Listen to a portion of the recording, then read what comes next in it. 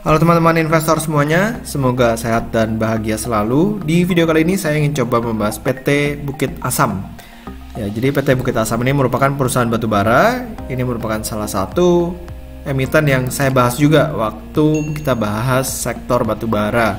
Buat yang belum nonton videonya tentang pembahasan sektor batubara, boleh nonton terlebih dahulu ya. Di video kali ini lebih fokus kepada emitennya, yaitu PTBA ya, kode sahamnya. Akan saya bahas setelah yang satu ini.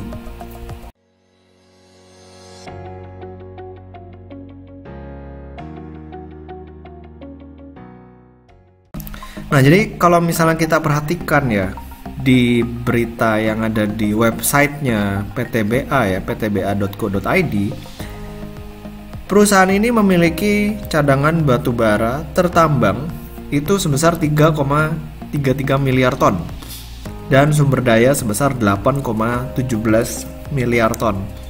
Jadi boleh dikatakan PTBA ini batubaranya banyak banget cadangannya. Udah nggak mungkin lah dalam waktu setahun 2 tahun ke depan PTBA ini kehabisan cadangan batubara. Jadi itu kunci paling pertama ya. Intinya perusahaan ini masih bisa bertahan untuk jangka waktu yang sangat lama. Nah, di kesempatan kali ini saya akan menggunakan Stockbit lagi ya untuk menganalisa kira-kira PTBA ini seperti apa. Nah, jadi kalau misalnya kita perhatikan ya di sini ya, kita akan buka yang namanya Keystat terlebih dahulu. Nah, di Keystat ini kita bakal melihat valuasinya terlebih dahulu ya. Jadi kalau misalnya kita perhatikan PTBA ini kalau secara PE ratio ya, PE ratio yang TTM itu harganya sekarang sebenarnya so-so ya, nggak mahal nggak turun. Jadi kalau misalnya kita perhatikan dari 1 tahun terakhir, harganya itu belum kemana-mana ya, sempat naik terus sempat turun lagi karena ada pandemi COVID, lalu sempat naik lagi dan sekarang stay ya di situ-situ aja. Nah, kalau misalnya kita tarik 5 tahun terakhir, baru kelihatan ya ternyata harga saham PTBA ini udah berada di level yang sangat-sangat rendah, sama seperti di tahun 2016 awal kemarin, dan tiba-tiba booming tinggi banget waktu itu PE 20. Nah, sekarang PE ratio-nya udah di 6 kali ya. Jadi termasuk murah sebenarnya sekarang secara PE ratio. Lalu kita akan melihat secara price to book value ratio-nya, apakah masih murah atau sebenarnya mahal. Nah, kita akan menarik dari waktu yang bawah ya, yang bawah kita tarik langsung aja ke 5 tahun terakhir seperti apa. Nah, dari secara 5 tahun terakhir ya, secara price to book value ratio PTBA ini udah murah banget ya, udah murah banget. Sempat ke bawah price to book value ratio 1 kali, tapi dia udah naik lagi sekarang di 1,17 kali. Jadi kalau secara grafik price to earning ratio dan price to book value ratio itu sebenarnya PTBA udah mulai boleh beli banget ya. Nah, cuman ini bukan rekomendasi, cuman buat kira-kira lead ya. Kira-kira PTBA ini menarik atau tidak. Nah, berikutnya kita akan masuk ke dalam solvency ratio.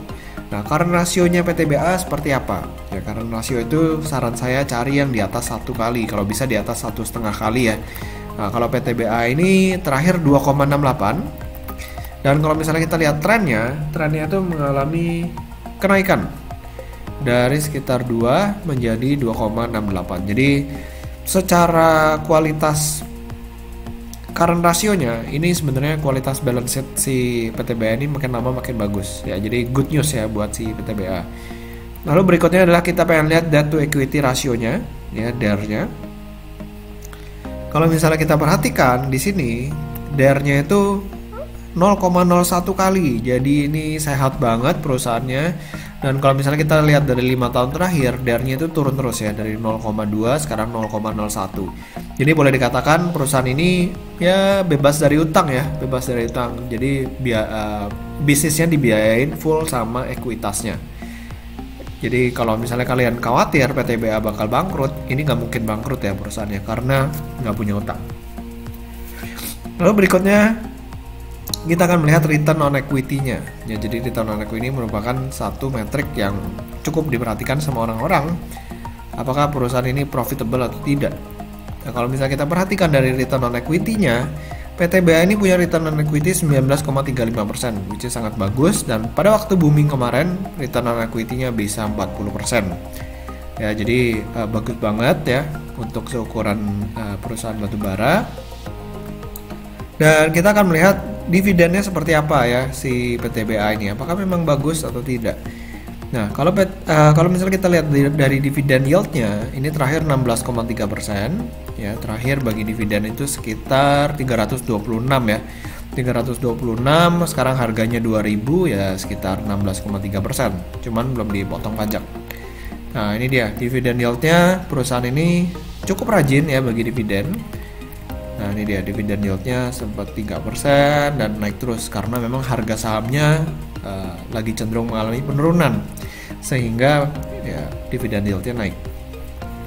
Lalu dari sisi cash flow-nya seperti apa? Apakah memang perseroan ini cash flow from operating-nya itu bagus atau enggak? Nah, kita akan perhatikan dari sini dari grafik 5 tahunnya ya. Dari grafik 5 tahunnya cash flow from operating-nya ini selalu positif. Ya, jadi ini punya bisnis yang sangat bagus karena cash flow from operation-nya selalu positif. Nah, ini dia. Sempat 8 triliun ya, sempat 8 triliun, terakhir 4 triliunan. Nah, lalu sekarang secara kinerja seperti apa si PTBA ini? Ini bisa dilihat di financials-nya. Di financials kita ambil yang annual ya. Kita ambil yang annual dari tahun 2014 sampai tahun 2019. Total pendapatannya cenderung mengalami peningkatan terus-menerus ya, dari 13 triliun terakhir 21,77 triliun ya di tahun 2019. Labanya juga cenderung naik ya, cenderung naik dari 2 triliun menjadi 5 triliun di tahun 2018. Tapi karena penurunan harga batubara, akhirnya labanya turun menjadi 4 triliun. Tapi ini masih gede banget ya labanya, masih cukup stabil. Cuman kita akan lihat kira-kira secara quarternya seperti apa. Oke, kalau misalnya kita perhatikan secara quarterly-nya, sorry ya ini agak loading. Nah, secara quarterly-nya, ini kuartal pertama itu masih cukup stabil ya, dengan laba 900 miliar di kuartal pertama 2020 dibandingkan dengan kuartal 4 2019 itu sebenarnya masih nggak beda jauh. Cuman kalau misalnya kita bandingkan dengan kuartal pertama tahun 2019 memang ada penurunan sekitar 20% ya, 20%an laba bersihnya. Tapi total pendapatannya cuma turun 200-an miliar. Jadi secara overall kinerja kuartal 1 sih sebenarnya masih oke ya. Cuman kita masih nunggu nih kira-kira kuartal 2 2020 seperti apa si PTBA. Ya, nah dari sini dari fitur dari Stockbit ya di Funda chartnya, ini juga kita bisa lihat yang namanya PE band, PE ratio band. Dan kalau misalnya kita lihat posisi harganya PTBA itu sebenarnya lagi di lower PE band ya. Di lower PE band artinya harganya cenderung murah ya, cenderung murah. Dan kalau misalnya dia turun lagi sampai ke bawah di lowest PE band itu udah murah banget. Nah, cuman sekarang ya boleh consider buat beli ya di lower PE band. Upside potensialnya lumayan tinggi sampai ke harga 5.000. Cuman kalau misalnya kita perhatikan secara historinya memang jarang banget dia bisa nyentuh ke highest PE bandnya. Jadi ya anggaplah cuman sampai ke rata-rata atau sedikit di atas rata-rata ya. Mungkin di kisaran 3.000 sampai 3.500 harga PTBA bisa ke sana juga. Oke, jadi demikian dari saya sekilas analisa tentang PTBA yang menggunakan Stockbit. Jadi kita udah bisa ambil kesimpulan bahwa secara balance sheet memang PTBA ini sehat banget ya, sehat banget, dan secara profitability juga masih bagus. Nah, cuman kita akan lihat lagi ketika nanti kuartal 2 keluar ya, ketika kuartal 2 keluar. Dan sekarang harga batubara udah mulai cenderung meningkat karena udah mau winter ya. Karena kalau winter biasa permintaan batubara akan meningkat dan diharapkan kinerja dari si PTBA ini bakal lebih bagus lagi di kuartal 3 nanti. Oke, jadi demikian dari saya sekilas tentang PTBA. Semoga video kali ini bermanfaat. Jangan lupa buat di subscribe dan juga follow Instagram saya di Pesan Saham. Sampai ketemu di video berikutnya. Selamat berinvestasi.